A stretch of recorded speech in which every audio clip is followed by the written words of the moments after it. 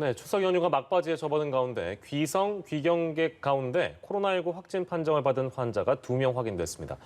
신규 확진자 수는 75명으로 사흘 연속 두 자릿수지만 연휴 이후에도 긴장의 끈을 놓을 수 없습니다. 네, 오늘 서울 곳곳에서는 개천절 집회도 산발적으로 열려서 확산 우려가 더욱 커지고 있습니다. 김윤 서울대 교수, 최영희 시사평론가 두 분과 관련 내용 짚어보겠습니다. 어서 오십시오. 예, 이제 추석 연휴 막바지에 다다르고 있습니다. 오늘 이제 75명 새롭게 집계가 됐는데 사흘 연속 이제 두 자릿수라서 어느 정도 안정세라고 표현하기는 좀 어렵습니다만 큰 변화는 없는 것 같아요. 근데 이제 추석 연휴 이후에가 좀 걱정되기 때문에 김윤 교수께 여쭤봐야 될 텐데 아무래도 조용한 그 감염이 여전히 있기 때문에 그런 측면에서 추석 연휴 이후 전망을 좀 어떻게 해주실 수 있을까요? 일단 그 검사 수가 지금 평소에 한 절반 이하로 떨어졌기 때문에 그 확진자 숫자가 적다고 해도 발견이 확진이 덜 된 영향이 있을 것이고요. 그다음에 이제 추석 연휴 동안 고향에 내려가고 가족들과의 그 만남을 통해서 만약에 이제 감염의 확산이 이루어졌다고 한다면 그 결과는 연휴가 지난 다음 주 아마 화요일쯤에 월요일에 그 검사 결과가 나오는 시점에 본격적으로 올라갈 가능성이 있을 것 같습니다. 그래서 우리가 추석 연휴 동안 방역을 얼마나 잘했는지의 성적표는 아마 다음 주 월화가 돼야 받아볼 수 있을 것 같습니다. 네. 네, 추석 연휴에 좀 우려했던 일이 발생을 했는데 김 교수님께 한번 여쭤볼게요. 그 고향을 찾은 2명이 양성 판정을 받았는데 이동 경로를 보면 일단 둘 다 양성 두 분 다 부산에서 나왔습니다. 한 분은 서울 거주자고 한 분은 울산 거주자인데 이들이 원래 거주지에서 확진이 된 다음에 이쪽으로 이동을 한 것인지 아니면 어떻게 된 건지 저희가 그 경로를 어떻게 좀 파악을 해볼 수 있을까요? 아마 역학조사를 통해서 정확한 경로가 밝혀질 거라고 생각하는데 서울에서 부산으로 가서 확진을 받으신 분은 서울에서 그 다른 확진자와 접촉한 이력이 있어서 아마도 서울에서 감염된 이후에 부산으로 내려가신 것으로 판단이 되고요. 울산에서 부산으로 가신 분은 지금 정확한 그 감염 경로를 아직 당국이 내놓지 않고 있는 것 같습니다. 그래서 만약에 감염력이 있는 상태에서 이동을 했다고 한다면 그 이동하는 과정에서 접촉한 분들까지 이제 접촉자로 분류돼서 적극적으로 확진 검사를 받아야 되실 분들이고요. 만약에 현지에서 감염이 됐다고 하면 상대적으로 그 접촉자의 숫자가 적고 검사를 받아야 될 분들은 좀 적을 것 같습니다. 네, 거주지에서 만약에 확진이 된 다음에 이동을 한 거라면 그 규모도 상당히 굉장히 커져서 이런 부분도 좀 우려가 되는데 이뿐만이 아니라 지금 오늘 같은 경우에는 앞서 보수단체 쪽에서 예고를 했던 것처럼 광화문 집회를 포함해서 이제 서울 곳곳에서 집회가 열렸습니다. 뭐 지난번 광복절 집회 이후에 확진자가 사실 급격히 증가를 했었잖아요. 그래서 이번에는 경찰이 좀 단속을 심하게 하는 것 같더라고요. 저도 오늘 출근할 때 보니까 펜스도 쳐져 있고 경찰들 검문도 있었는데 이런 게 좀 확산을 막는 데 도움이 될 거다 이렇게 보시는지요? 네네. 지금 왜 집회를 막는가 이걸 정치적인 이유로 뭐 헌법상의 기본권이다. 집회와 결사의 자유 우리가 잘 알고 있지 않습니까? 근데 지금은 이게 정치적인 이유도 또 이제 지난 8.15 때는 교회 분들이 많이 나오셨기 때문에 종교적인 이유도 아니다. 늘 말씀을 드려왔고요. 오늘 무려 14,000여 명의 경찰이 동원이 됐는데 전 너무 좀 안타깝고 안쓰럽더라고요. 그 의견까지 다 들어와서 정말 또 이제 산발적으로는 충돌도 있었어요. 이제 일부 시민분들이 왜 못 들어가게 하느냐. 주로 이제 집회 참여를 기대하고 오셨던 분들이 들어가지 못하게 하니까 이제 굉장히 항의도 하고 이런 장면들을 제가 오늘 낮과 저녁에 많이 목격을 했습니다. 연합뉴스 TV도 지금 통제범위 내에 들어와 있고요. 이런 상황인데 일단 뭐 경찰들도 사실은 14,000명이 밀접 접촉해서 시민들을 막고 있는 상황이다 보니까 지난번 8.15 광복절 집회 때도 경찰 확진자들이 많이 나왔어요.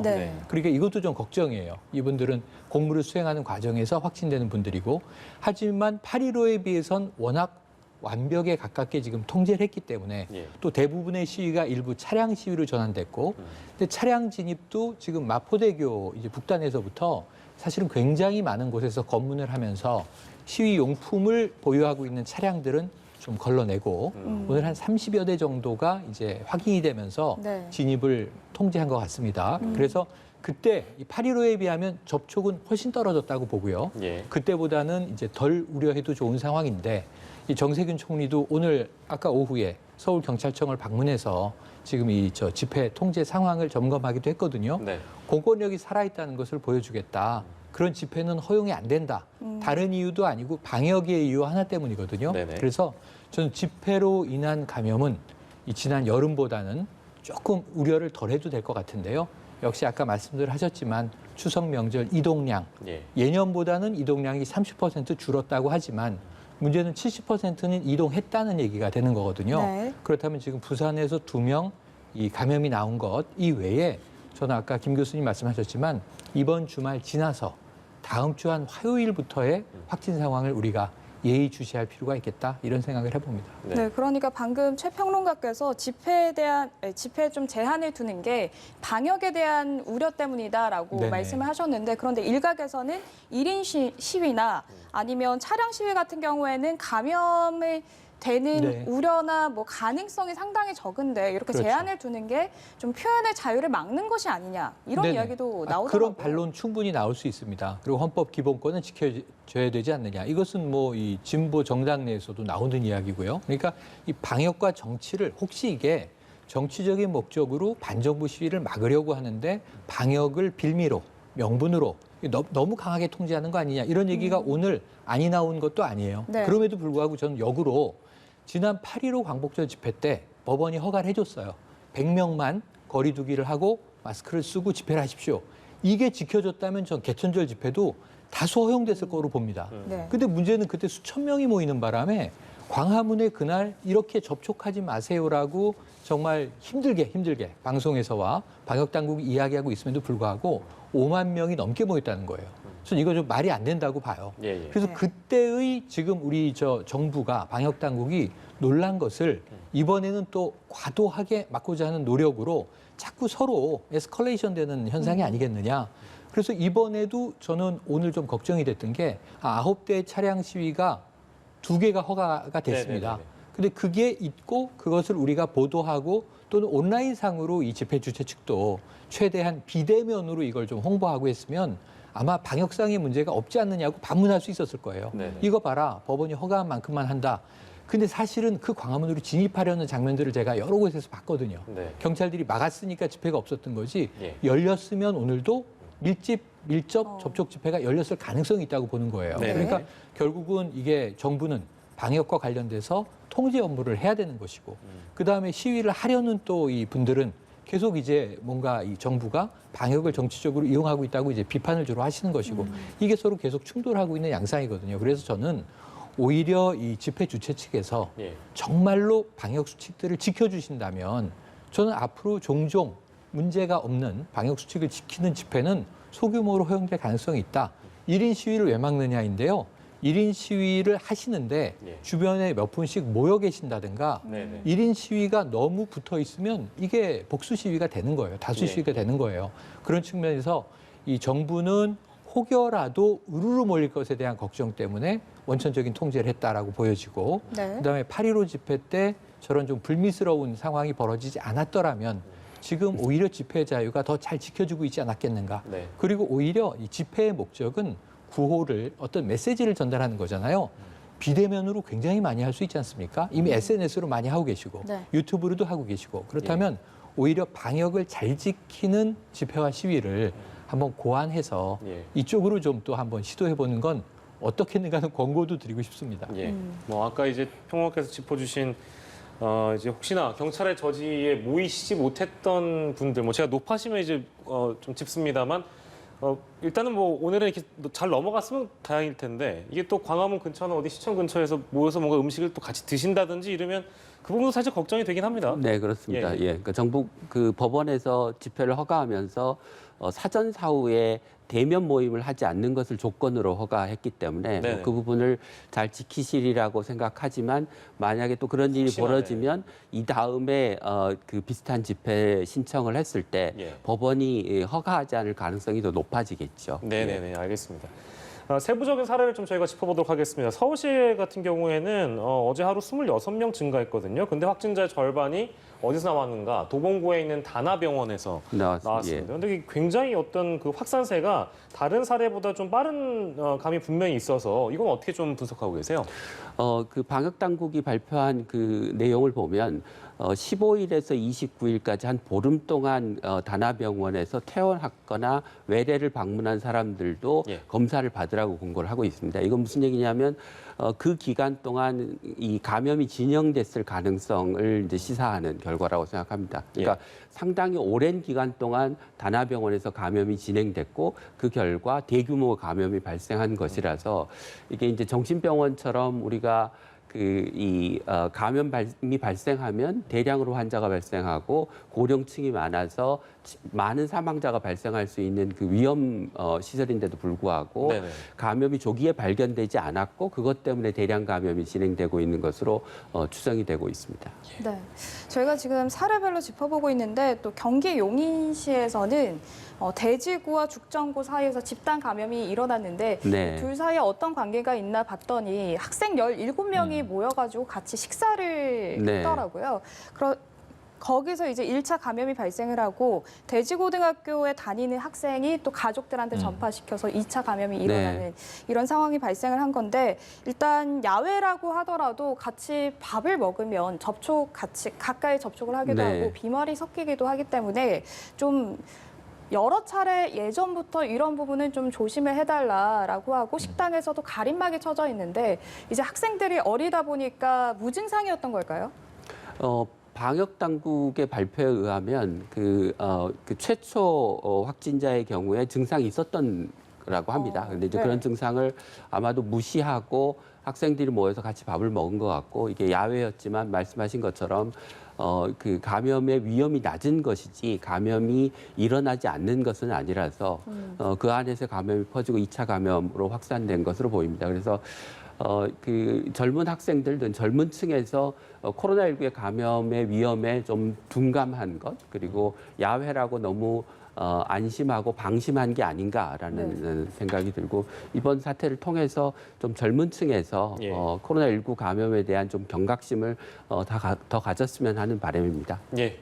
자, 그리고 부산은요, 이제 기존 집단 발병 사례에서 확진자가 꾸준히 나오고 있습니다. 근데 목욕탕 건강용품 사업 설명회 여기서 이제 다수가 발생했기 때문에 근데 목욕탕이나 사업 설명회나 이거는 뭐 저희가 누차 강조했던 내용이기도 하고 경고를 했는데 잘 안 지켜지는 이유는 글쎄요 뭘까요? 그러니까 목욕탕, 사우나 계속 나오고 있는데 문제는 영업을 한다는 거죠. 문이 열려 있으니까 사람은 가는 거죠. 저도 아주 이 습관적으로 명절이네? 목욕하러 가야지. 이 명절 전날 보통 이제 아버지, 할아버지 모시고 목욕 가는 게 가풍입니다. 우리나라에. 그래서 개인도 이제 보통 명절 맞이하려면 목욕제게 해야지 이런 생각 한단 말이죠. 근데 목욕탕이 문이 열려 있으니까 괜찮은 거구나. 근데 안 괜찮다는 거죠. 사실은 방역 당국이 경제와 방역 사이에서 고민을 하면서 정부가 자 일단은 다중이용시설 일부를 허용하는데 목욕탕을 포함해서 PC방도 지금 미성년자는 출입금지지만 일부 풀었잖아요. 그러면서 무슨 얘기를 했냐면 마스크를 반드시 써주십시오. 목욕탕에서 어떻게 마스크를 씁니까? 쉽지 않잖아요. 그러니까 이게 위험하다는 거죠. 그래서 일단은 어쩔 수 없는 측면이 있지만 문이 열려 있다는 것 자체가 감염의 가능성은 다중이용시설은 항상 상존하고 있다. 이것의 반증이고 그렇다면 결국은 굳이 이용해야 한다면 정말 철저하게 의식하고 들어갔다 나와야 되는데 또 사실은 이게 우리가 워낙 익숙한 공간들이기 때문에 의식하지 못하고 이용하게 되다 보면 사실은 저도 한참 볼일 보고 나와서야 내가 만진 테이블은 깨끗했던 것인가? 내가 그럼 목욕탕이라고 가정하면 내가 쓴 헤어드라이어나 빗은 또 다른 사람이 있었을 때 감염 위험이 있었을까 없었을까? 이걸 고민할 땐 이미 때는 늦은 거죠. 만약에 접촉이 된 거라면은 저는 이제 상황은 끝난 것 아니냐 이런 생각이 들거든요. 그래서 사실은 막는 것이 가장 안전한데 막을 수 없는 당국의 고충도 이해가 되는 만큼 이 소상공인 자영업자 이러한 곳들에서는 일단 업소에서 최대한 철저하게 방역 수칙을 지켜주시고요. 이용할 때는 조금 더 조심을 해달라 이런 당부를 드릴 수밖에 없겠습니다. 네, 말씀을 듣다 보니까 헤어드라이기든 이런 테이블을 만질 때 손 씻기의 중요성을 다시 한번 각인을 해야겠다 이런 생각이 드는데 이제 코로나에 대한 고위험군으로 고령층에 대한 언급이 항상 많이 됐었는데 이 치명률을 보면 특히 7080 환자들의 치명률이 상당히 높더라고요. 네. 그런데 특이한 점이 70%는 치명률이 7.31%인데 80대는 21.38%까지 거의 한 3배 정도 차이가 네, 나더라고요. 그렇습니다. 네. 이건 저희가 어떻게 좀 분석을 해볼 수 있을까요? 고연령층이 되면 면역력이 떨어지면서 이 코로나19에 그 굉장히 취약한 상태가 되기 때문에 그 치명률이 높다는 얘기가 초기부터 이제 계속 나오고 있습니다. 네. 근데 이제 우리가 그 지난 한 3, 4월에는 2, 3월에는 그 신천지, 대구 중심의 젊은 층의 감염이 많았기 때문에 고연령층의 사망자가 상대적으로 좀 적었던 반면에 이제 그 이유는 뭐 광복절 집회, 그 사랑제일교회 그리고 요양병원, 요양시설 등에서의 감염이 꾸준히 이어지면서 지금 그 노인층에서의 확진자가 늘어나면서 지금 이렇게 치명률이 좀 높아지는 전반적으로 양상을 보이는 것 같습니다. 그래서 그 앞으로 이제 그 뭐 우리가 상당 기간 코로나19와의 싸움을 계속해야 될 텐데 그 노인분들이 감염을 줄이기 위해서 우리가 어떤 그 방역 체계를 갖춰야 되는가에 대한 조금 더 세심한 고민이 좀 필요할 것 같습니다. 네. 네. 교수님께서 대구 신천지 얘기를 해주셨는데 이 서울의 고령 확진자에 대한 주의도 대구에 이어서 또 중요해 보입니다. 맞습니다. 왜냐하면 그 사망자의 비율을 봤을 때 사망자가 서울이 59명으로 지금 대구에 이어서 두 번째로 맞습니다. 많거든요. 그 이유를 저희가 분석을 해보면 서울에는 좀 노인층이 많고 젊은 층이랑 마주칠 일이 지방에 그렇죠. 비해서 많기 때문이다 이렇게 분석을 해볼 수 있을까요? 그렇게 분석할 수 있겠죠. 서울의 경우에는 전 세대, 사실은 고령자만이 아니라 전 세대가 다수로 접촉할 가능성이 높고 지방 같은 경우에는요, 정말 집에서 생활하고 논밭에서 농사를 지으시고 하는 경우에는 외부인을 만날 가능성, 접촉 가능성은 정말 낮아요. 네. 한번 우리가 이제 뭐 휴가 때 한번 그 농경 생활 해보거나 어촌 생활 해보거나 하면 이 사람 만나는 게 반가운 일이 되는데 서울은 익명에 난 모르는 사람들을 지하철 타러 내려가다가도 스치고 올라오다가도 스치고 길에서도 어깨 마주치는 일은 일상다반사인 거죠. 예. 그러니까 이 고령자가 위험하다라는 전제를 놓고 서울에서는 젊은 분이나 연세가 있는 분이나 아주 다수의 접촉 빈도가 일상적으로 발생한다. 네. 따라서 모두 다 위험한데 젊은 층들은 무증상이니까 모르고 앓고 지나가거나 혹은 뭐